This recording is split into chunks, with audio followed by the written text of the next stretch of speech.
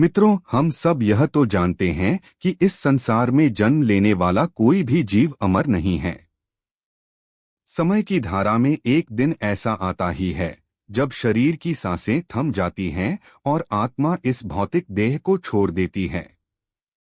पर क्या आपने कभी गहराई से सोचा है कि मृत्यु के बाद आत्मा के साथ वास्तव में क्या होता है?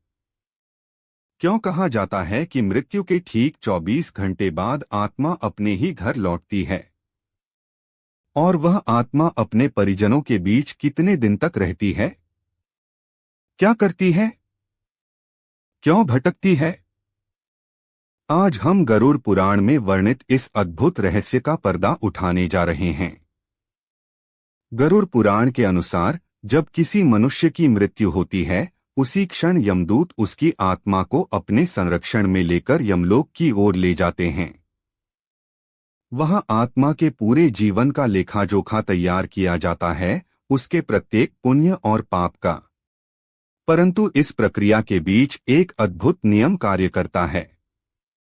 मृत्यु के लगभग 24 घंटे बाद वही यमदूत उस आत्मा को पुनः उसके घर छोड़ देते हैं। यह वापसी कोई संयोग नहीं है, बल्कि एक गहरा आध्यात्मिक सत्य है। आत्मा उस स्थान पर लौटती है जहां उसका शरीर अंतिम बार विद्यमान था, क्योंकि उसकी चेतना अभी भी सांसारिक बंधनों से मुक्त नहीं होती। परिवार के प्रति मोह, अधूरी इच्छाएं, अपूर्ण कार्य और सांसारिक आकर्षण उसे घर की ओर खींचते हैं। आत्मा अपने प्रियजनों को देखती है, उन्हें पुकारती है, मैं यहीं हूँ, मुझे सुनो, मुझे देखो, पर उसकी सूक्ष्म आवाज को कोई नहीं सुन पाता। वह बार बार अपने शरीर में लौटने का प्रयास करती है, पर यमदूतों के अदृश्य पाश में बंधी होने के कारण चाहकर भी प्रवेश नहीं कर पाती। गरुड़ पुराण में बताया गया है कि जब परिवारजन जोर जोर से रोते या विलाप करते हैं तो आत्मा अत्यंत व्याकुल हो जाती है। उसे यह देखकर गहरा दुख होता है कि उसकी आवाज कोई नहीं सुन पा रहा, उसका दर्द कोई नहीं समझ पा रहा। वह भी रोती है, पर उसके आंसू अदृश्य रहते हैं। यही कारण है कि शास्त्रों में अत्यधिक विलाप करने से बचने की सलाह दी जाती है, ताकि आत्मा को शांति मिले और उसकी यात्रा सहज हो। अब प्रश्न उठता है, आखिर यह 13 दिन का समय इतना महत्वपूर्ण क्यों माना गया है? गरुड़ पुराण कहता है कि मृत्यु के बाद के पहले 10 दिनों तक किया जाने वाला पिंडदान आत्मा के सूक्ष्म शरीर का निर्माण करता है। प्रत्येक दिन दिया गया पिंडदान उसकी इंद्रियों, अंगों और ऊर्जा का निर्माण करता है। 11वें और 12वें दिन के पिंडदान से आत्मा को सूक्ष्म मांस और त्वचा का आभास मिलता है, जिससे वह अपनी आगे की यात्रा के योग्य बनती है। और 13वें दिन किया जाने वाला अंतिम पिंडदान आत्मा को वह शक्ति प्रदान करता है, जिससे वह यमलोक की कठिन यात्रा आरंभ कर सके। इसीलिए हिंदू परंपरा में 13 दिन तक श्राद्ध और पिंडदान को अत्यंत पवित्र और अनिवार्य माना गया है। यदि ये कर्म पूरे मन से न किए जाएं, तो आत्मा इस संसार में अटकी रह सकती है, भटकती हुई, पीड़ित, असहाय। लेकिन जब 13वां दिन पूरा होता है, तब आत्मा अपनी असली यात्रा की ओर बढ़ती है। गरुड़ पुराण के अनुसार यह अंतिम यात्रा सरल नहीं होती। आत्मा को यमलोक पहुंचने में लगभग 1 वर्ष तक का समय लग सकता है। इस दौरान उसे 16 भयानक और कठिन मार्गों, जिन्हें प्रेत यातना मार्ग कहा गया है, से होकर गुजरना पड़ता है। इन मार्गों में कहीं तीखे कांटों वाले रेगिस्तान हैं, कहीं अग्नि की जलती नदियां, कहीं काले अंधकार से भरे गड्ढे और कहीं अनंत पथरीली चोटियां। हर पड़ाव पर आत्मा को उसके अपने कर्मों के अनुसार पीड़ा या विश्राम का अनुभव होता है। इस पूरी यात्रा में आत्मा के पास न कोई वाहन होता है, न भोजन, न जल। उसे केवल वही ऊर्जा मिलती है जो उसके परिजनों द्वारा किए गए मासिक श्राद्ध और पिंडदान से मिलती है। हर मास का पिंडदान आत्मा के लिए अदृश्य भोजन और शक्ति का कार्य करता है। यदि परिजन ये कर्म भूल जाएं या उपेक्षा करें, तो आत्मा को भूखे प्यासे, कांटों और रेतीले रास्तों पर घिसटते हुए आगे बढ़ना पड़ता है। आखिरकार जब आत्मा यमलोक पहुंचती है, तब यमराज के दरबार में उसका संपूर्ण लेखा-जोखा खोला जाता है। यदि उसने जीवन में सत्य, सेवा, दया और धर्म का पालन किया है, तो यमदूत उसका सम्मानपूर्वक स्वागत करते हैं। परंतु यदि उसके कर्म पाप से भरे हों, तो उसे कठोर दंड का सामना करना पड़ता है। मित्रों, यह रहस्य हमें केवल डराने के लिए नहीं है, बल्कि यह जीवन का गहरा संदेश है। मनुष्य का हर कर्म उसके बाद की यात्रा का आधार बनता है। इसलिए जब तक हम इस देह में हैं, हमें धर्म, करुणा, सत्य और सेवा के मार्ग पर चलना चाहिए, क्योंकि अंत में साथ जाने वाला केवल हमारा कर्म ही है, न धन, न नाम, न मान सम्मान।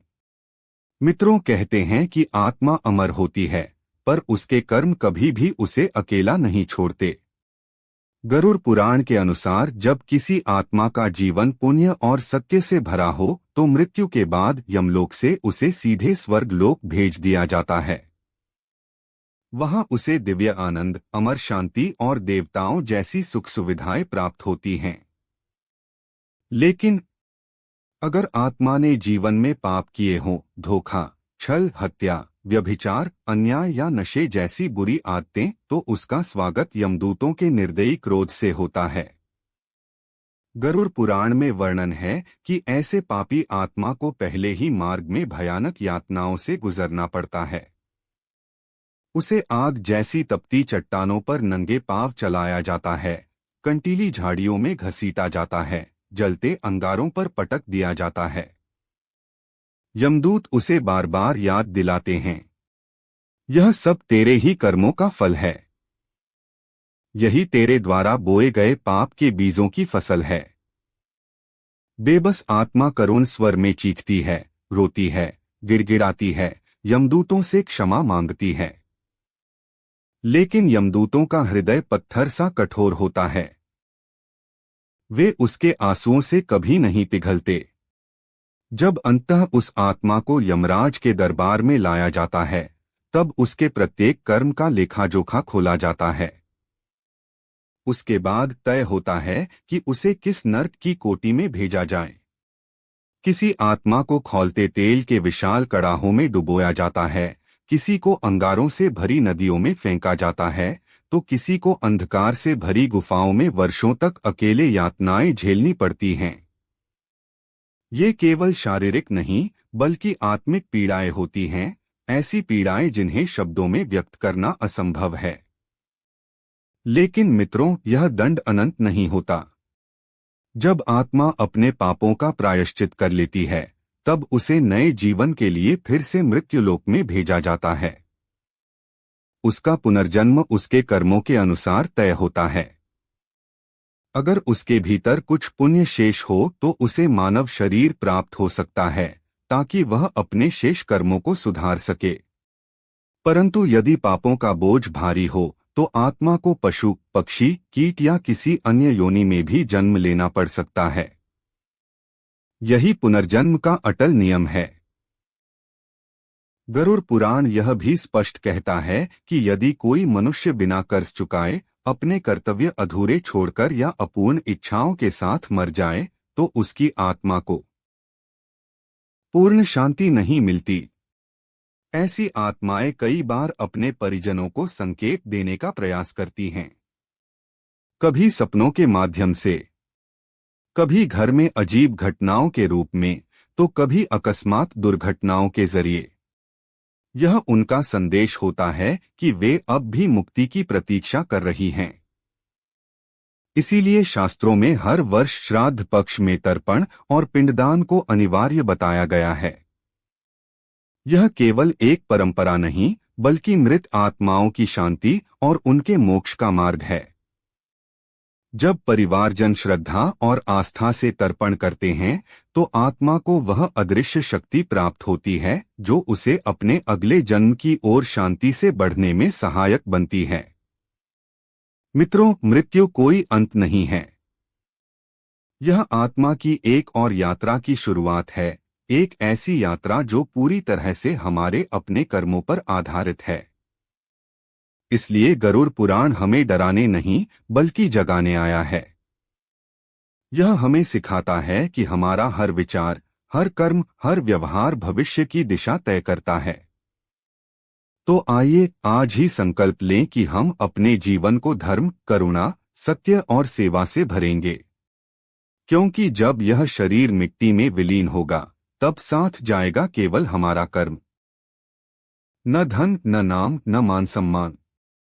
यदि यह दिव्य ज्ञान आपके हृदय को छू गया हो, तो इस वीडियो को लाइक, शेयर और हमारे आध्यात्मिक परिवार रूह का सफर से जुड़ना न भूलें।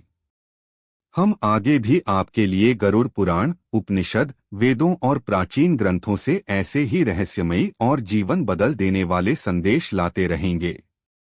ईश्वर आप सभी को सद्बुद्धि, श्रद्धा और आत्मिक शांति प्रदान करें। याद रखिए, कर्म ही हमारी असली पहचान है और वही आत्मा की अगली मंजिल तय करता है।